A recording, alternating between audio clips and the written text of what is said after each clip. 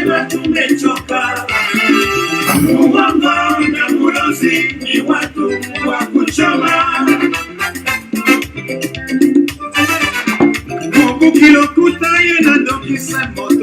Merci.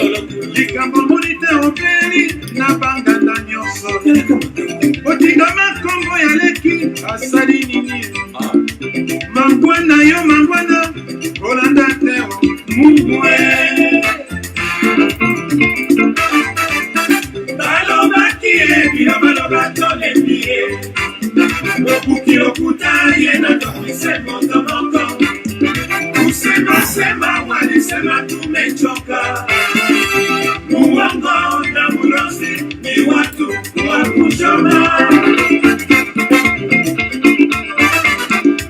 Kujulikana kumetabu mwana mboka. Ukiwa gentil kama mshedo. Émission na biso ebandi. Ukitemea peke. Merci na bandi konyo surtout ko baza kolanda biso na Facebook. Pe ko baza kolanda biso na Radio Lisolo. Émission la bino ebandi. Merci à la belle Maya Joao Ndidukama, les jeunes leaders Drogba, Prince.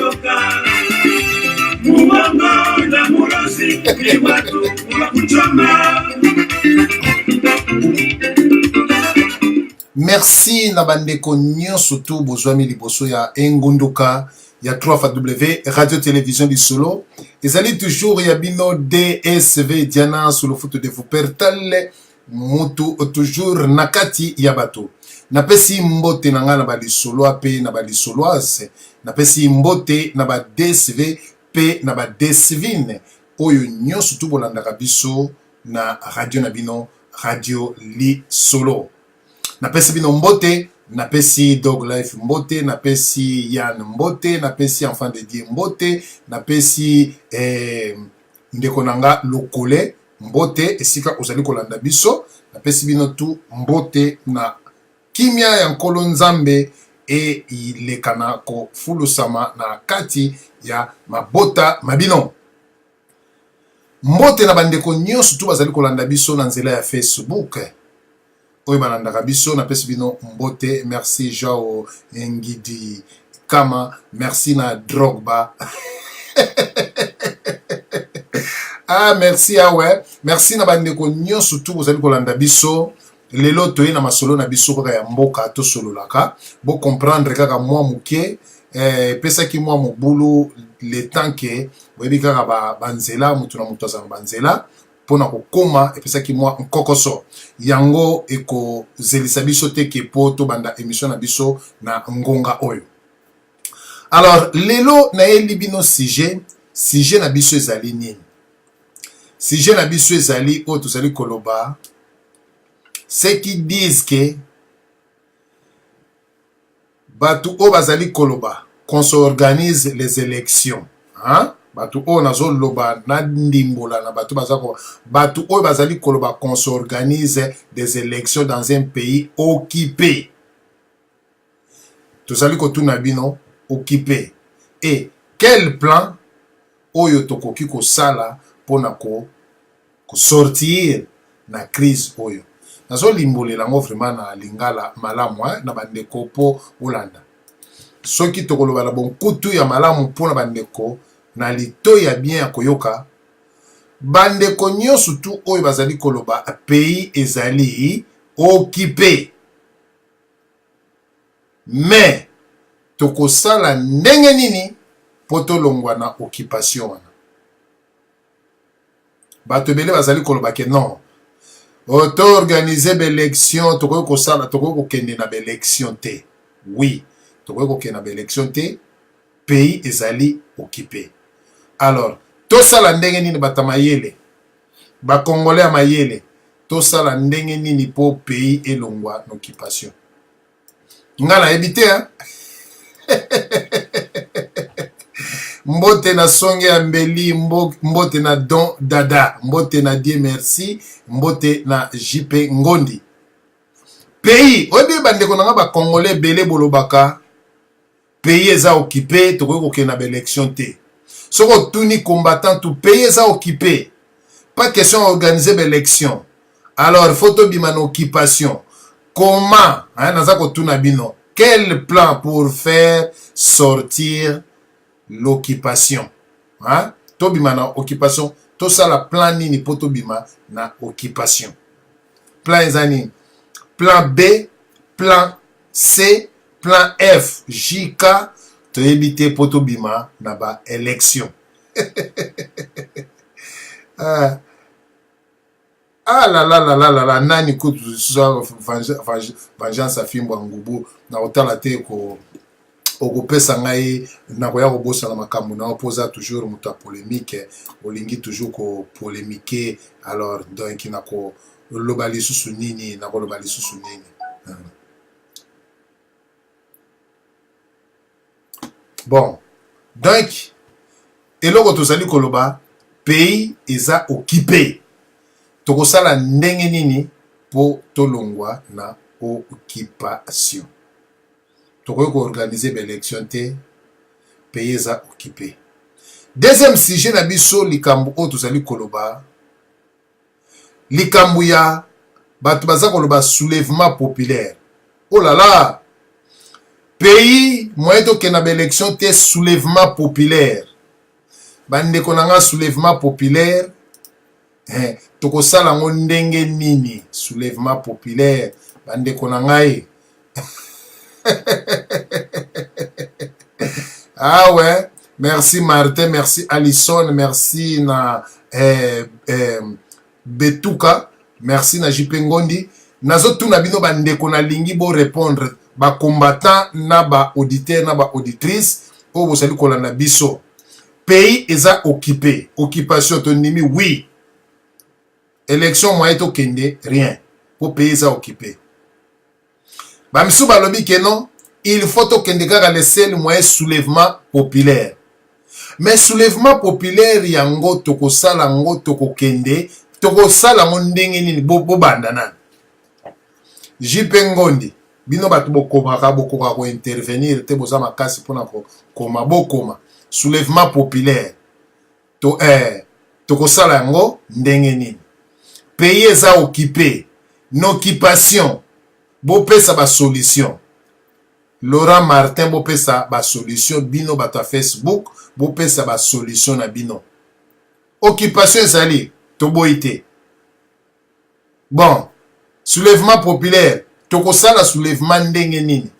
Na poto tokosala soulèvement populaire, be tokosala na kin. Ndenge nini faut tosala soulèvement populaire. Voilà. Alors, sans plus tarder, nako wumisa malobate po lelo tokokende mulaite. Nako kende pa ndeko nanga enfant de Dieu na pesio maloba. Pays eza occupé. Occupé par banane. Occupé. Occupation toko longwa na occupation ndenge nini. Comment toko kosala poto longwa na occupation. Bon. Toke na occupation. Ndenge toko sala ke poto longwa na occupation. Alors, ndeko nangai enfant de Dieu, yayo biyano. Occupation tokei. Merci DSV de me pesinga maloba. Bonsoir na yo et bonsoir na bandeko tout bazali kolanda biso na ngonga. Bon, pour moi dans un pays réel hein, pour comprendre la réalité. Peuple congolais a obima na occupation T. Pourquoi? Parce que depuis le temps, il y a des colonisateurs. Dans l'histoire bien, dans l'histoire, il y a des peuples rébellés. Dans l'histoire où ils sont écrites. Chaque peuple, Balukaka, va s'en sortir de l'esclavagisme. Mais il n'y a qu'un peuple qui se réjouit de l'esclavagisme, et c'est le peuple congolais. Sur exemple, il y a Congo Brazzaville. Au monde, Basimba Manduki, Babunda. Vous comprenez? Sur exemple, il y a Angola. Basimba Manduki Babunda. Soit exemple ya Congo Kinshasa. Est-ce que des Congo Kinshasa est connu en Afrique parmi les pays où Ebimisa Bouzoba? Parmi les pays où les jeunes garçons rêvera toujours comme ba star, ba musicien, et là où Batuba ou Misara ba bêtise. Soit exemple ya ba nombre de vies des gens ba YouTube. esika bakongole bakenda kotala pena biloko ya oyo pena omonaka ekóma na ba 1 million 2 millions de vie eza mo baréflexion philosophique oyo esalaka moto aréfléchir akóma na bomotu bamateya neti ya bandompe non ezalaka baémission moko ya bato neti bagrâce mbisi ozokoba baémission moko ya bato bazofingana yango wana nde congolais amipesa nango sikoyo nga mpe nazomisi susu na question mutu oyo alingaka buzoba en tout moment est-ce que mutu wana akozala na vie organisée un jour papa oyo abimaka na 5 basi 7 basi yebisa est-ce que akoka koédike bana ya nyonso abota la réponse est non congolais tokotikalaka kobima na invasion rwandaise oyo te néanmoins peut-être génération à venir après 100 ans 200 ans wana génération bête ou non ceci peut-être bangonde bakoki faire quelque chose mais on a la vérité est réelle le Congo restera kakanesika ou ezali même ekotinda même le plus pur parce que ce que t'as bien ezaka ba Rwandais te mutu bazo contribuer au sommet à mabe à Congo mais c'est les Congolais eux-mêmes même qui contribuent à l'invasion rwandaise. Vous comprenez? Les Congolais ne veulent pas s'organiser parce que les faute à Kabila tête au faute à Rwandais te ba Congolais bazo ko échouer na Belgique basé unité na France basé unité na Angleterre basé unité de même en Allemagne de même en ba pays tout l'Europe ba Congolais ba zoko se basé kaka na ndenge nini ya konir bande kona ba musu ba Congolais c'est pas la faute rwandais mais quelle est la bikolo mususu okomona l'importance ya ndenge ba réjouissaka ya ko vivre na bande kona ba parce que et comme actuellement malamu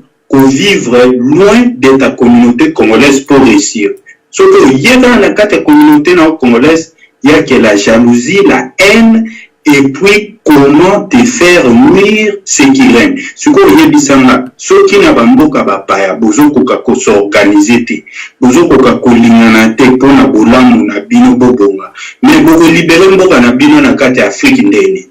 Merci na zonsimado. Oh là là, ba Congolais ndenge balande intervention na yo, c'est pour Congolais biman occupation, hein, occupation pays à occuper, donc formule oyo pesi yango wana. Alors, bandeko bozo Rolanda, ndeko na biso moko akomaki nini awa pona kendena na komaki awa akomi JP Ngondi akomi peuple sans leader aza lokola endi to portable sans SIM ya carte SIM carte est-ce que ça vraiment normal na habité et loko dini aliko lobawana po peuple po occupation na habité ndeko nanga JP Ngondi mais kako expliquer bien peuple sans leader aza lokola endi to portable sans SIM carte elingo laksanine wana masese vraiment esimba te Laurent Lobi plusieurs manifestations n'est jamais laissé les pouvoirs tranquilles ba manifestation etika jamais pouvoir tranquille bon to éviter pouvoir à moi zali etika tranquille et longwe bon tolobité bon na keye pa ndeko lokole na pesi malobande na ozonge pa ya dog life na yoka intervention na soulève allô oui ndeko lokole c'est bon mbote na yo pe na ndeko banso tuba na mama na ngai RDC yupo oh là là ndeko na biso toza na confusion et que tozo mona yo ozoloba te voilà toleke pa ndeko dog life topesi maloba pour na ko gagner temps toza na likambo ya occupation comment ba congolais ba koki ko sala pour pays to congolais alongwa na occupation. Oh là là là là. Ndeko dog life nazo pesa bino maloba na ebite. Bozo yo kanga bia boza ko yo kanga ite. Voilà lokole tu boza ko yo kanga bia boza ko yo kanga ite. Alors bande ko nanga so bozali ko yoka te na ko tia lisusu musique po naza na besoin ya ba intervention na bino ndeko lokole bongisa connexion na yo eza mobulu naza koyoka oti oh la la la la la la la la oh la la la la la la la la la la la la la la la la la hein si j'ai ka moko ya muke Trofa W Radio Télévision du Solo DSV Yana sur le foot de Pertal. Oh yeah! Ladies and gentlemen, for you, Lobo Makiadi, Franco, and Simon Guana, together, music, yeah! Balo Makie, Balo Matole Pie, Bokukio Kutaye, Notoki Semo Tomoto, Sema walisema tumechoka, uongo na ulozi ni watu wa kuchoma.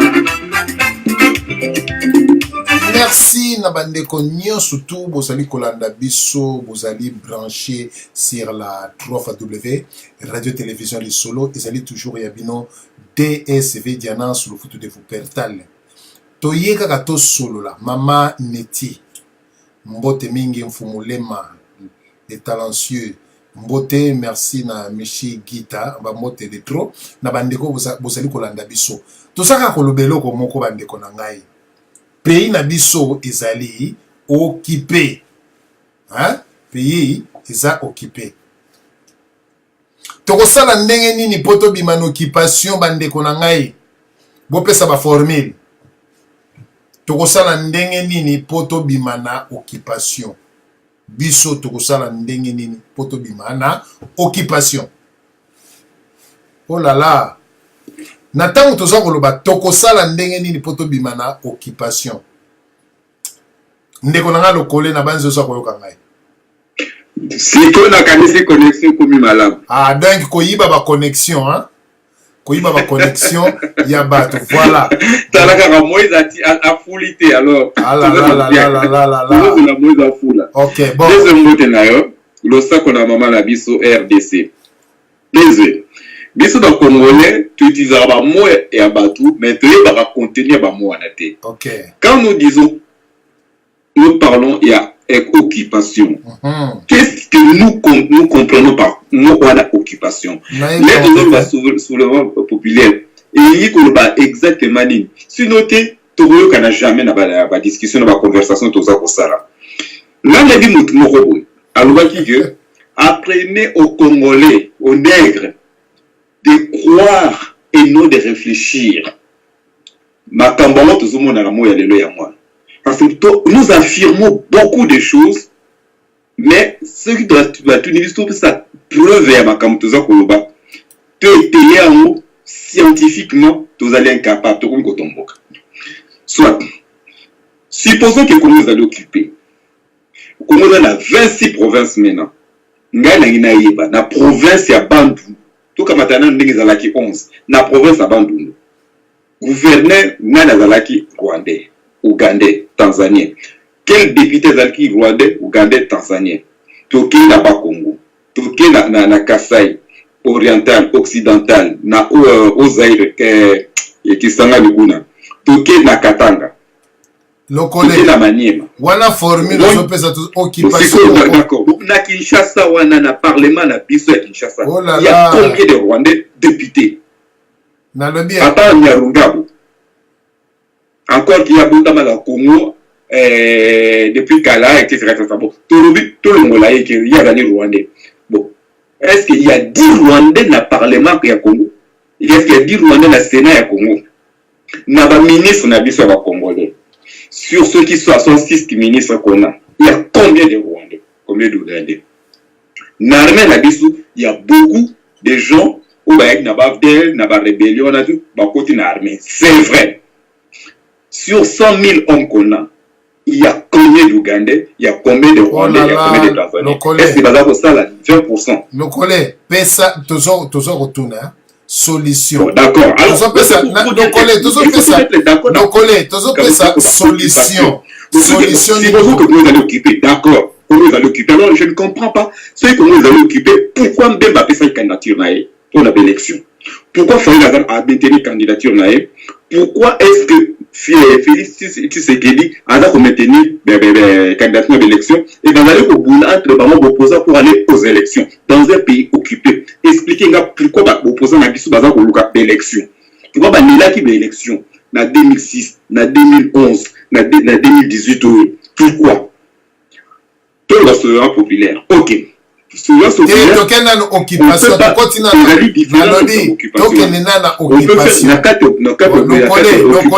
On peut faire la souverain populaire pour Bengana occupant. Dans la République, on a souverain populaire pour aller contacter les politiciens, les décoller au Mabé. On a souverain populaire pour chasser l'occupation ou bien pour remettre la démocratie entre bisous. Il faut nous en clair là-dessus. Donc, comme la hypothèse que souvent populaire les alliés pour nous occupants. D'accord. Ok.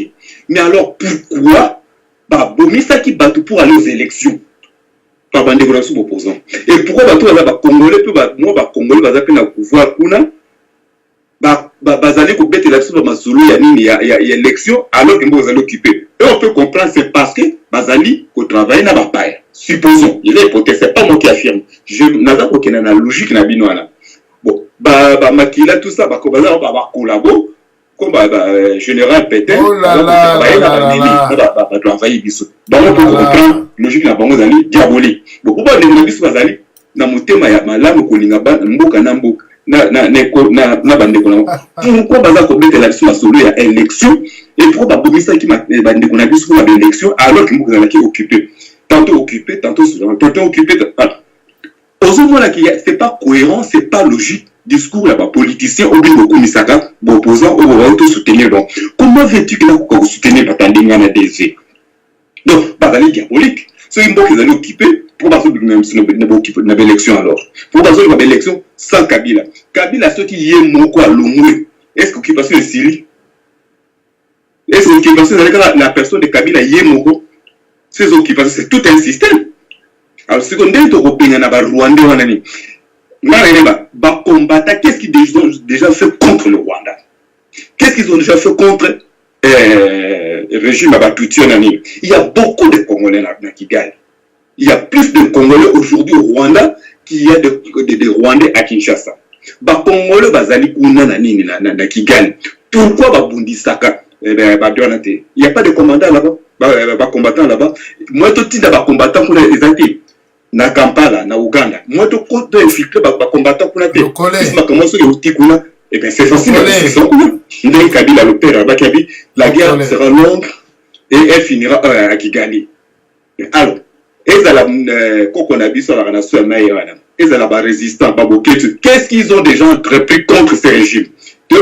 Ouganda, Burundi, Rwanda, Angola, Bazali instrumentalisés par l'Occident. En commençant par Bill Clinton, Tony Blair. Quelles sont les actions que les combattants, les résistants entreprennent contre Bill Clinton? Qu'est-ce qu'on fait contre eux? Qu'est-ce qu'on fait contre l'Union européenne qui va soutenir la rébellion Zalikuna? Qu'est-ce qu'on fait contre la Chine et Azali au des zones de ce qu'on a au Congo? Tout la Chine va Azali au des zones au Congo. Qu'est-ce que les combattants va contre les Belges? Qu'est-ce que Bango Bazali qu'on répartition au Congo? Où va se savoir Congo et colonie là-bas, où va penser en la carne? Qu'est-ce que nous faisons contre les impérialistes ou les capitalistes ou parce que c'est un garçon beau? Non, ma casse c'est qu'à Kopomana entre bis na biso, c'est mon normal. Bayer ils sont la Belgique pour la salle là-bas Masolo là-bas là-bas Didier Renders opposant. C'est donc ceux qui viennent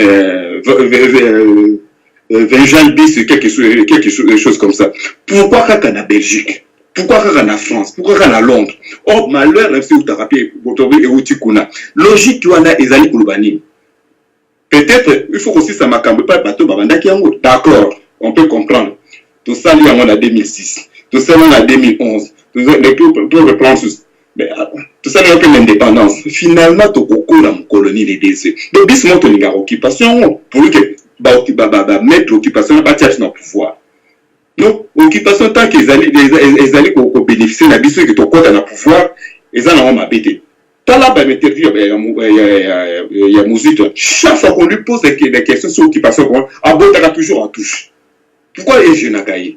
Contrairement à Gabriel Moki azali direct, même si c'est pas diplomatique, mais il laisse parler son cœur. Même Mozito n'ose jamais attaquer Rwanda. Il n'ose pas attaquer. Est-ce que Mozito azali rwandais, azali Tutsi? Est-ce que tant qu'il y a une filiation Mozito azali nango dans arrière grand-parent qui pourrait dire qu'azali rwandais ou burundais ou ougandais? Non, c'est la sorte du pouvoir, puisque dit que Kigali azali agent ya bani occidentaux, donc par lui il y a moins d'accéder au pouvoir, il y a moins d'avoir caresser l'instance ya pouvoir, bato mi wa côté pouvoir. Bon le akuma pouvoir a se libérer na ba Rwanda na ndenge ni de. Donc bato na ba na pouvoir pour entretenir occupation. Si tant que occupation ezali. Je dis qu'il a fait rien, que les Rwandais nous emmerdent dans est du Congo. Ça ce n'est pas à nier. Ba Ougandais terriblement. Burundais quitter avec Pierre Nkurunziza. Donc ce sont des bandits qui nous dérangent un peu. Bangolais. Tout le monde a des babengana Abisson. Congo Plaza, heureusement qu'il y a le fleuve qui nous sépare encore. Mais sinon, il nous a Moubou. Centrafrique pour faire moquer tout pour continuer à moquer. Mais c'est pas clair. Bon, est-ce que c'est ça? L'occupation. Donc, ceux qui occupation les alliés, ils ont opposant peu basali complice occupation. Voilà. Et le pays est occupé beaucoup de temps défendre. Na lingi ba congolais boya pays et ça. Mettons-nous d'abord d'accord ce que nous entendons par l'occupation. Oh là là, occupé pays est occupé. Tout ça la nini potobima na occupation. Qui chasse les alliés occupés par Kimbuta. Oh là là, pays est occupé. Pays est occupé, baza okende élection. Pays est occupé. Toko sala ndenge nini poto bimana occupation na. Soulèvement populaire. Mais soulèvement populaire. Soulèvement populaire. Oyebi siko nga nazo luka bato aboya. Bato boya bokota. Boya bokota. Baya ba définir.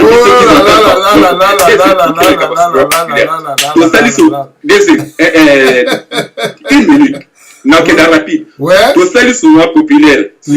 Par quel mécanisme tu retires ba ministre, tu retires ba député, tu retires ba sénateur? Oh là là. Oh là là. Sur quels critères? Et puis, tu gouverner Mbokana sur quel document? Na ba loi ni la constitution ni. Et na la sa constitution, na la sa ba loi yango. Et puis, montango. Tu vois ça la négociation après soulèvement populaire. Oh là là. Au moins, il y a un sujet où il y a un télémi à un kende to lala pays ils ont occupé.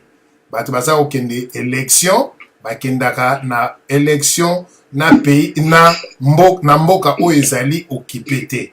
Mais toko sala ndenge nini poto vaincre occupation wana. To bima na occupation wana to vaincre yango toko sala ndenge nini boya na ba solution na bino.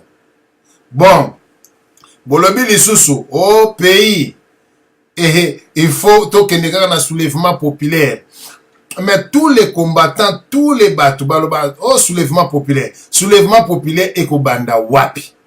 Okosala ndenge nini na ndako na yo tokobanda ndenge nini. Bo pesa ba mécanisme. Soulèvement populaire eko banda wapi. Oh radio ekauki atana kokoma bino batu bokomaka. Pays est occupé, oui. Tondimi, bakenda na élection te pour pays est occupé, oui. Bon, to sala ndenge nini poto bima, to vaincre occupation na ndenge nini. Bo pesa, bo koma. To sala ndenge nini. Oh là là, e kauki hein. To sala ndenge nini poto vaincre occupation na ndenge nini. Bo pesa ba solution. Bon, soulèvement populaire, il faut to kende kaka na to ko kende ndenge nini. Toko kota wapi, toko banda wapi, soulèvement populaire, toko banda wapi. Na Paris? Hein, Chora? Chora mbongo. Toko banda wapi na Paris? Hein? Soulèvement populaire. Batutu, soulèvement populaire, soulèvement wapi. Na bakri? Yamakelele. Bo pesa, bo fungule la batu. Ngala lingia, ndeko bo kota. Soulèvement populaire toko bandango wapi. Occupation toko sala ndenge ni poto vaincre occupation na. quelle méthode, système nini, tout ça. Et kauki, naso beta nanga munoko. Soulèvement populaire, boya, bopesa.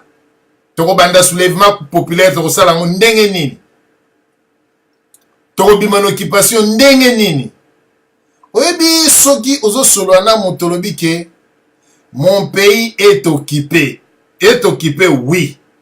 Tozo bunda poto longola, bieto bimano occupation na. Ozo bunda wapi. Ozo bunda wapi. Nakoleka na media. Bon. Bon, boye bisangai. Tozo bunda poto longola occupation. Ozo bunda wapi. N'internet. Obundi n'internet. Ozo bunda wapi. Na ba papier ozo komela Didier Renders. Oaza kolabo. Na ba papier ozo komela nani. Macron. Oyo bango moko ba ebi système wana ba français ba détruire ba pays belé Afrique. Tozo bunda. Mais il y a d'autres personnes qui me disent que non, oh non, naza héros dans l'ombre, bisoto bundaka en l'ombre. Bozo bunda nini na molili. Oye mona na kate. Ba Congolais misusu wala bako moni bisoto nga ko intervenir te bisoto bundaka to bundaka à l'ombre. Et loko nini oyo boza ko bunda à l'ombre oyo Kabila lungwe ou bien oyo esali dégâts et loko nini ba Congolais ba bunda oyo bisoto sa ba héros dans l'ombre héros na ebité ba donki ba Congolais ba lingi ba kombo moko oyo ezo pesa bango ba ebi pas même signification na yango bon boyo bisanga héros dans l'ombre. Nani tapesi yo kombo ya héros wana dans obundi nini obunda kana nini. Oh là là, on est kaukia nazo luka bino boya ko défendre sikoya batamaye les boza na sagesse boya héros dans l'ombre obunda kanini. Bon payer ça occupé to bima l'occupation ndenge nini. Bon tout ça la soulèvement populaire yona mwasi nona ndako le fufu le semoul ogangi obani ko ganga to bima l'occupation ndenge nini. Et là, on est Congolais fois ça la poto bimon occupation. Et là, on est une photo sale. Eh, Kauki, Ngamoko kaka, Ngamoga batutu ba kiminga, batutu batin. To yoka naba na kotanga na ngaka ya batu po batu ba kimi ya batu ko intervenir bazate. Toza pre poto kota, toza pre poto kota yamba biso. Mais benga na numéro ya téléphone ya 001. Numéro ya téléphone ya 001. Wana na koyamba bino benga ko benga na Facebook te pour na Facebook na koyamba te pour Facebook na yamba te. Oh la la la la la la la la totala ozo seka na ye lisusu lokole orchestre ya kala ya bakoko na biso. Voilà l'orchestre kala. Oh la la la la la la Afro Gloria akomini toko banda na Kingasani. Boko banda na Kingasani botindi bato ndenge ni boko banda na Kingasani. Oh la la la la la la. Nani wana zako luka Kingasani problème. Oh la la. Chora. Omoni ya. Balobi kote. Babi foma banda kote na biso na Kingasani. To bana. Boko banda ndenge ni na Kingasani. Nani azo luka. Bana Kingasani ba papa. Na Kingasani po population eze belé. Ah. Population na matete salagate. Population na Kingabo ezate. Population na Lembe ezate. Oh la la la la la la la la la la la la la. Boluga bozoluki la Kingasani problème bosaka na chora bozoluki la Kingasani problème Martin akominini zo imbattable alingi aya mais imbattable chora benga na numéro de téléphone 001 toko yamba yo numéro ya téléphone na biso yango wana ko benga na ba WhatsApp te benga na numéro de téléphone ezali 001 828 212 40 17. Alors bande konangai tokei et pas ndeko dog life pays ezali occupé toza sous occupation.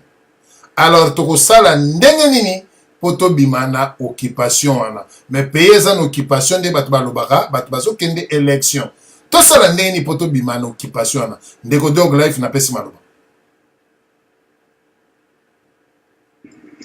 Papa DSV, tenayo mote pena bato bazola na biso.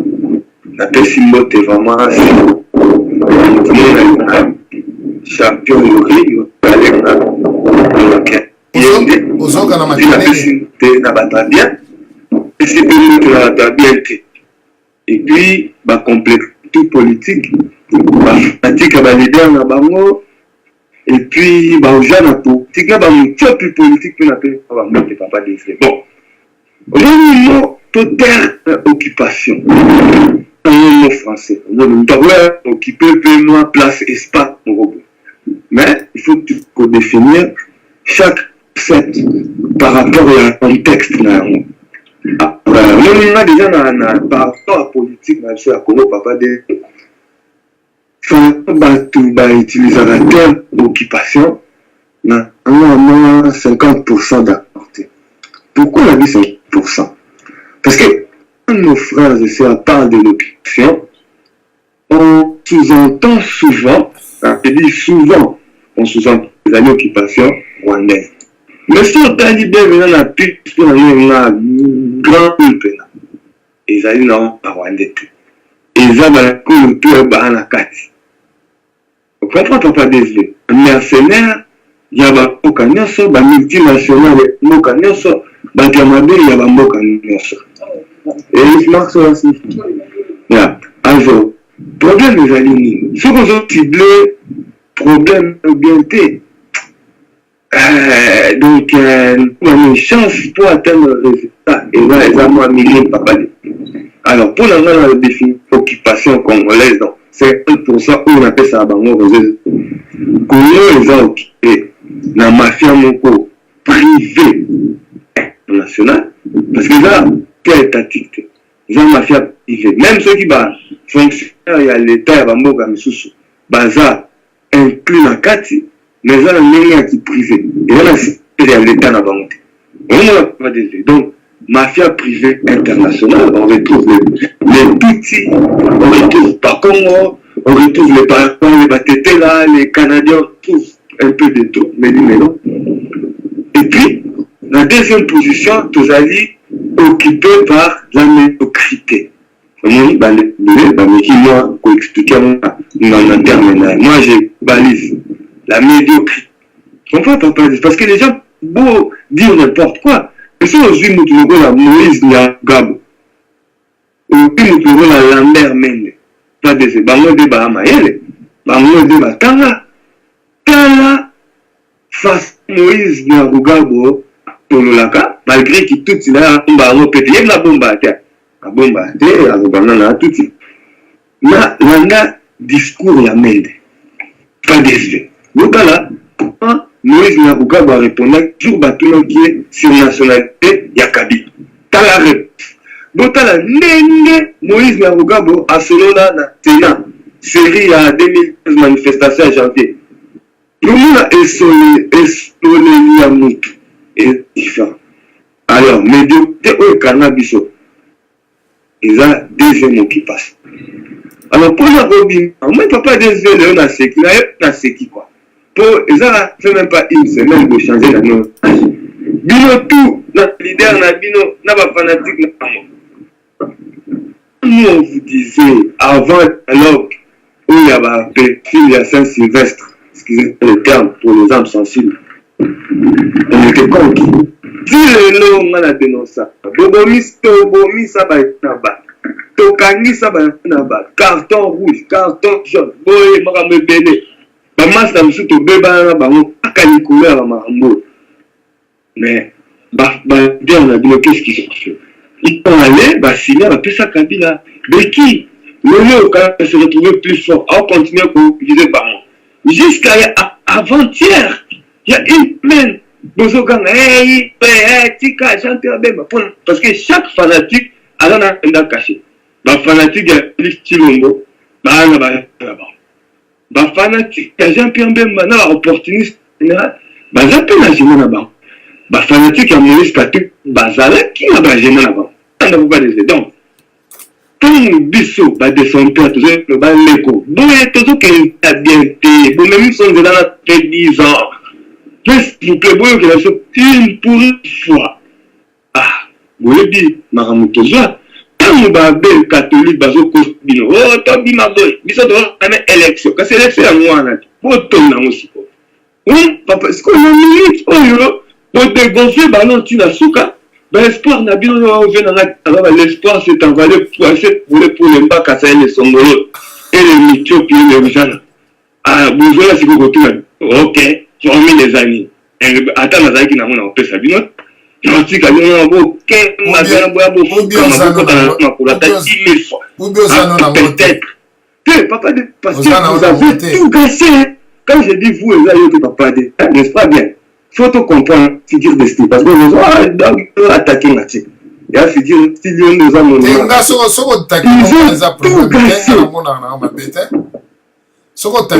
na lobinga so takenga za problème te eza problème de ça débat nazo attaqué te nazo pointa pour le comprendre qui se sent piqué ouais pas solo donc quand vous nous avez mis le bâton de la route biso tozaki na idée wana tozali transition sans Kabila depuis 2015-2016 je prends pour les Kabilistes à témoin puis nous avons tout dialogue Barex Kazadi nous ensemble dans la agenda caché le revient autour là on peut faire la ligne parce que la ligne s'exprimer dans la ligne donc le dit mais alors la clique ne peut pas déceler et comme c'est difficile d'évoluer. Pourquoi? Parce que bien un fanatique de ça la leader va cameraman. Or leader il n'y a pas la bien là-bas ensemble tout que quand c'est soulèvement à moi. Mais quand vos leaders ne veulent pas se mettre ensemble, papa des tout ça la nuit la radio. La même si Malubapo Inch'Allah nanga comme ciao. Merci Nabanzi Nabande Konanga.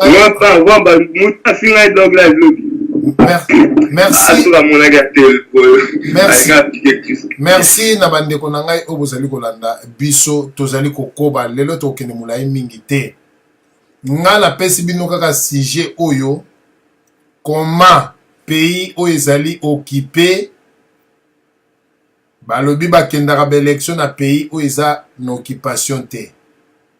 Boya pe na formule ezali nini occupation poto kende na occupation de tala ba formule lokoki kosala yango yo formule ata moko bandeko na ngai eza te pays eza occupé bon tuna combattant nyonso to moto nyonso to oh pays eza occupé notre pays est occupé oui ngana boyi na ngai te occupé tokosala ndenge nini po to vaincre occupation wana tokosala ndenge nini bamisusu balobi soulèvement populaire il faut tosala soulèvement populaire boyebisanga soulèvement populaire tokobanda kosala soulèvement populaire yango wapi moto aza na poto alobi tosala soulèvement populaire na Kisasa mais ye moko afandi na poto awa sikoyo na Kisasa ozotinda banani basala soulèvement populaire yo fandi awa tokosala soulèvement populaire na Château Rouge na place de la République na wapi na Champs-Élysées na wapi soulèvement populaire na wapi na Matonge na Ixelles na Chaussée de Wavre na wapi na Batoire soulèvement populaire wapi bandeko nango moni soki tozoloba likambo ya soulèvement populaire bopesa ba plan cela veut dire quoi soulèvement populaire peuple face à la soulèvement peuple wapi ozali na peuple oyo kotinda po soulèvement populaire est-ce bozo tcha na ba leader omoni lelo ekauki lelo ekauki o lelo ekauki soulèvement populaire wapi peuple wana alfa kende kaka na soulèvement peuple wapi yo pe mutoza koloboza peuple yo pe mutoza koloboza peuple okokende tokokende te sikozo tinda soulèvement populaire ndenge nini occupation bandeko na ngai nga soki moto ako intervenir aza te donc ngana kotia musique po nazo luka soulèvement populaire bo pesa ba formule mosusu alobi ke eza lokola peuple wana lokola téléphone ezangi sima carte donc so kozana ba leader nde soulèvement kosala Tshisekedi ezalaki kutu les plus populaires bato kaka bacongolais ebele bakufi eloko moko esalami te Tshisekedi ezalaki na bato ebele me bato ebele bakufi eloko moko te ye wana mpe atiki biso siko congolais ozo basoulèvement populaire okobandango wapi yo okobanda wapi pays eza occupé occupation yango tosala ndenge nini mpo tolonga occupation natanga na ngai mpa ya bato bazali mpo bakimia lelo namoni mutu ta oya kopesa ngai baleson awa aya koyebisa ngai ke Laurent alobi nini moi j'ai des formules première prière deuxième tobenga bancetre na biso un point trait Laurent alobi première ezali prière deuxième tobenga bancetre na biso. Bonsoir maman Anastasie, bonsoir maman Mami Kay, bonsoir Coolman, bonsoir Afroglora. Total lisusu nani Betuka kominini. DSV question wana il faut otuna na Kervin Maizo Tongwa. Oh ah là là là là là là. Na bino ngana zolo bagaka occupation. Moni DSV comme lo baye moko occupation. Toko sala ndenge nini poto convaincre ou bientôt vaincre occupation wana. Toko sala ndenge nini. Moto nyonso alobi ke payer za occupé biso tout toyebi payer za occupé. Tozoloba nde tolongi occupation wana tokosala ndenge nini po to vaincre occupation wana. Alors bamsu balobi ke non Kabila pa longwa kaka na soulèvement populaire. Mais soulèvement populaire yango boko banda ndenge nini oza na poto zoloba soulèvement populaire bon tondimi wapi na Château Rouge na place de la République na ndako nona bana ou bien au Congo. Soki au Congo soulèvement populaire ozo tinda banani oza na badepte nini na kini oyo baza ko représenter yo po tokoki koloba IDPS eza na badepte, MLC eza na badepte, INC eza na badepte, SID eza na badepte.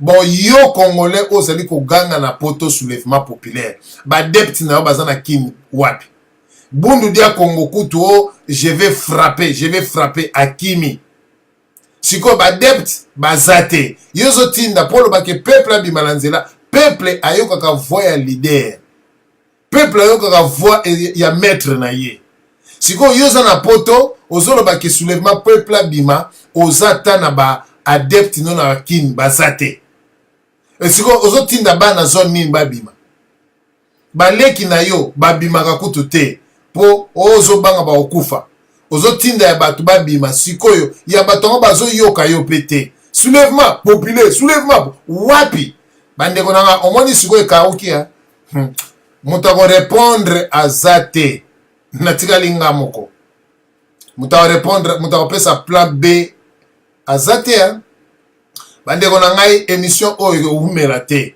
po nga na poser kaka question na ngai tokosala ndenge nini po to vaincre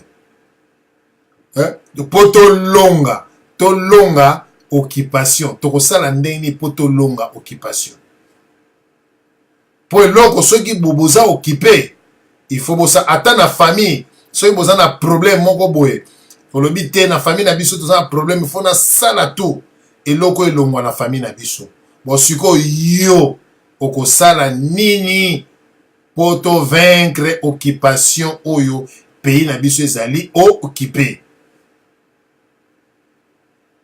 Soulèvement populaire oui toko banda ko se soulever wapi awa na poto to telema na boy bitumba na niye bitumba na biso te to telemaka sikoyo na kini okotelemisa banani soko za na bato bayoka ka voix na yo te po banda ko telemisa bato il faut bato peuple wana amesana na voix ya maître na ye ya kolo na ye ndenge peuple ya IDPS bayoka ka voix ya Félix Tshisekedi bayoka ka voix ya Kamere bayoka ka voix ya Jean-Pierre Mbemba yo siko na poto ozo telemisa bato peuple ayoka ka voix na yo te ozo telemisa bato na ndenge ni na ndako na yo ou bien na vidéo soulèvement populaire bandeko nanga awa bato ako répondre bazali te bato ako répondre bazali te yoka ndeko président Gilles Makova Bundu dia Congo mawatro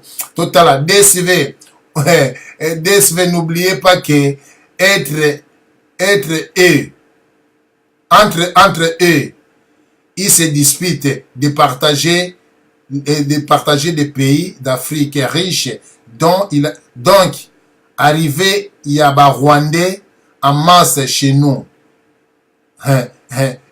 quoi arriver à ba Rwandais en masse chez nous il y a des eaux cachées de puissance non waneza totanga ne pas maman na biso Afro-Gloria akomini papa Gilles alobi nini pays eza occupé sikoyo to sala nini président Gilles yoza président mouvement koki sikoyo pays eza occupé to ko sala nini ngaye balobi na tchelanga nzembo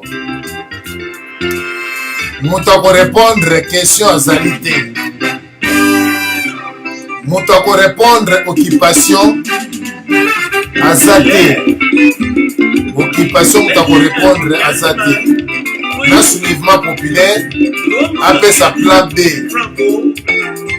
moto nyonso alobaka soulèvement populaire occupé balobaki bilobaloba bon répondre question kasi ya solo oh la la la la la la la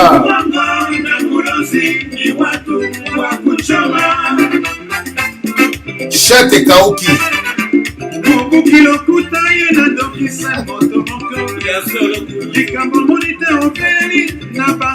ah ouais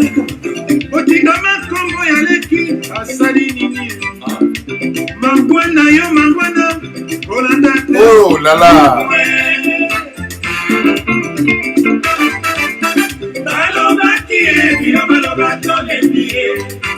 enfant de Dieu n'a habité ce qui opère sa solution pesa biso solution occupation ok au côté Zamba soulèvement populaire pesa biso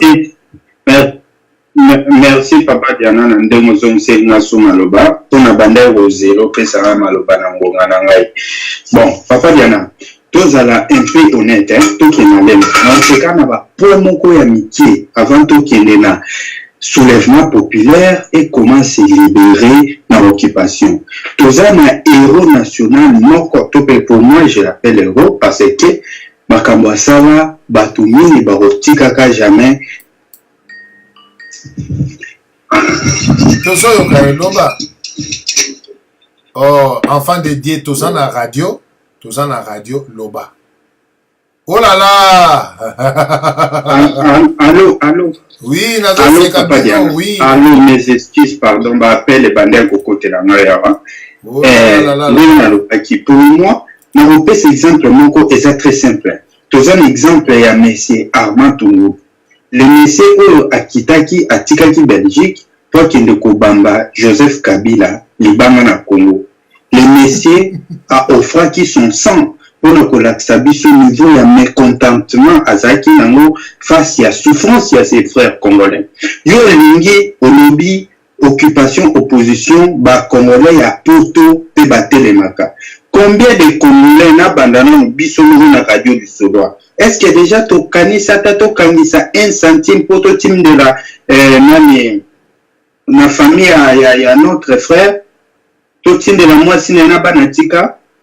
Comment se fait-il que toujours Coca-Cola a responsabilité na biloko amitié et tolito gérer biloko amine? C'est ça qui tue.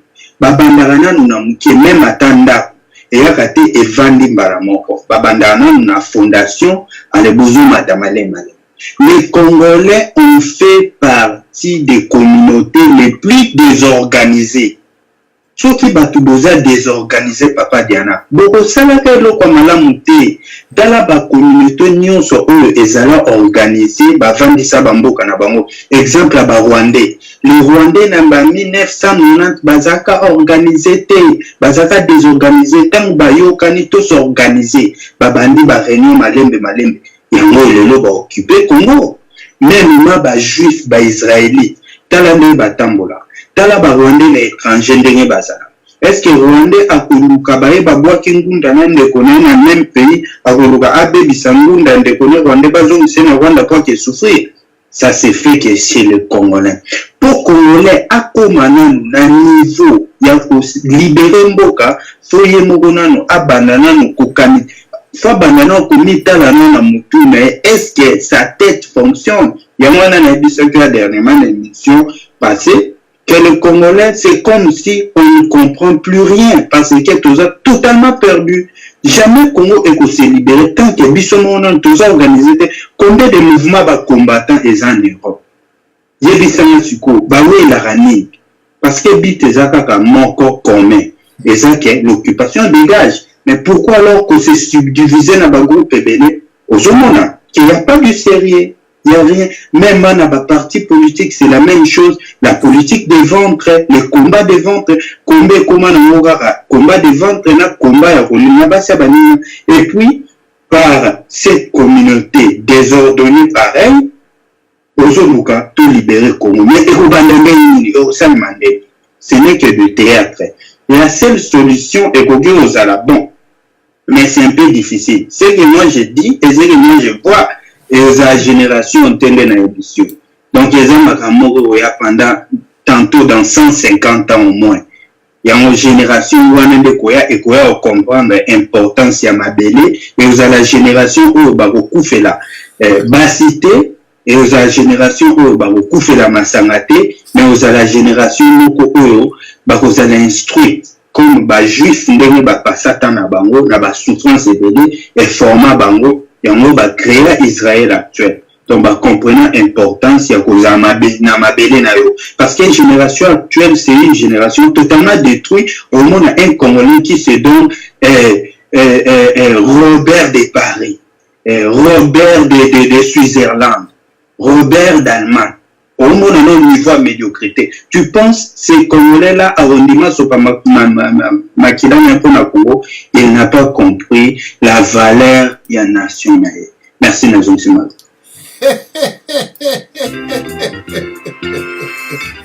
Lelo nazoseka kaka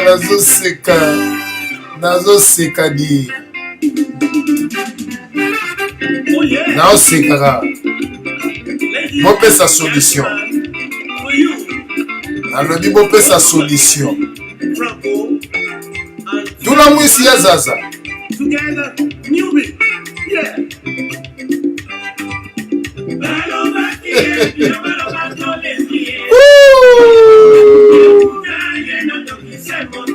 nalobi bopesa solution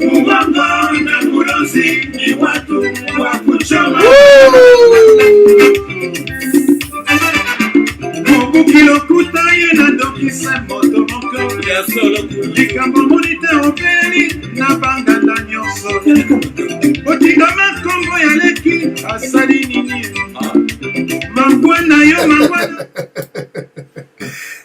mangwana marambo bandeko na ngai marambo donc merci na bandeko nyonso tout oyo bozali kolanda biso na radio lisolo pe na Facebook.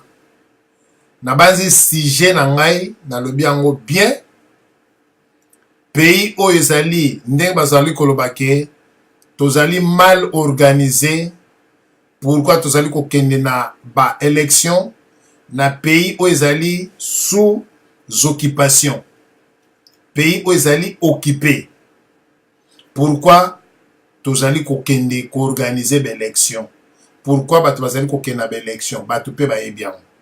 Mais, tokosala ndenge nini poto vaincre occupation wana. Quelle méthode tokoki kosala poto vaincre occupation? balobi ke pays toko libérer mboka wana na soulèvement populaire ndeko na ngai mutu ayokaka voix ya maître na ye bato balokaka ba voix na bango ba Félix Tshisekedi ba Vital Kamerhe ba Jean-Pierre Mbemba ba Martin Fayulu siko yoza na poto a bayokaka voix na yo te siko lobi ke non to il faut que na soulèvement populaire okotinda ba nani yo na poto okotinda ba nani okobanda kosala soulèvement populaire yango na Château Rouge na Colonne na Matonge na wapi okotinda bato soulèvement populaire bon sala vidéo loba soulèvement populaire bato bakotala vidéo wana kaka bato ya poto est-ce que soulèvement populaire il faut biso tokosala ngo ndenge nini bandeko na ngai nga émission oyo Kao debout na DSV ok lokole ndenge barishi ya bamindele basekaka oyo ezali kleboa alors bandeko na ngai na kosenga na bino bandeko nyonso tu oyo bolandaki nga na sujet oyo émission na biso ekomi na suka émission na biso tozali kosukisa 1 heure de temps émission tosukisi yango parce que sujet oyo napesi bopesa formule méthode oyo tokoki kolongwa na occupation formule nini méthode nini système nini po tolongwa na occupation ngo banani baoccupe barwandais kaka barwandais mutu baoccupe occupation wana tokolongwa nde nini formule nazwi nanga formule te bato tolobi soulèvement populaire ekobanda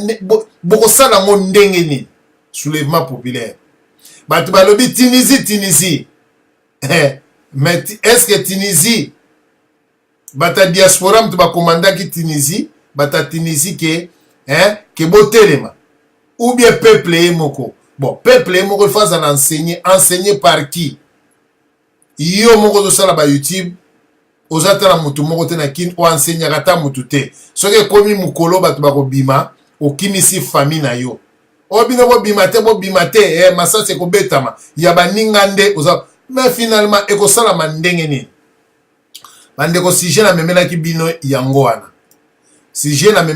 yango wana mutu akorépondre na basujet oyo na baquestion na tuni namoni nanga éclaircissement to mutu oyo alobeli nga malamu aza te kleboa na sujet oyo alors bino soki mutu atuni bino paye eza occupé apesa solution ndenge nini tokovaincre occupation soulèvement populaire bapesa solution tokobanda kosala soulèvement populaire yango ndenge nini peuple tokoenseigner peuple tokobanda koenseigner peuple yango wapi na ba YouTube ou bien biso moko photo kita na terrain tobanda koenseigner peuple na yebi te po peuple wana a se soulever ezalaki toujours ya bino DSV Diana sur le foot de Vuperta le mwana mama masolo ya lelo toclôturer voilà ezalaki kleboa boluka baréponse ou bien na chat bochatier bapesa bino baréponse moko concrète tuna kombata nyonso to tokosala ndeni mpo tolongwa na occupation peuple akosala ndenge nini mpo ase soulever voilà ezalaki toujours ya bino DSV Diana sur le foot de Vupertal moto toujours na kati ya bato nde natiki bino boko meseno babaye Bubu kilokuta yena dokisa moto moko ya solo likambo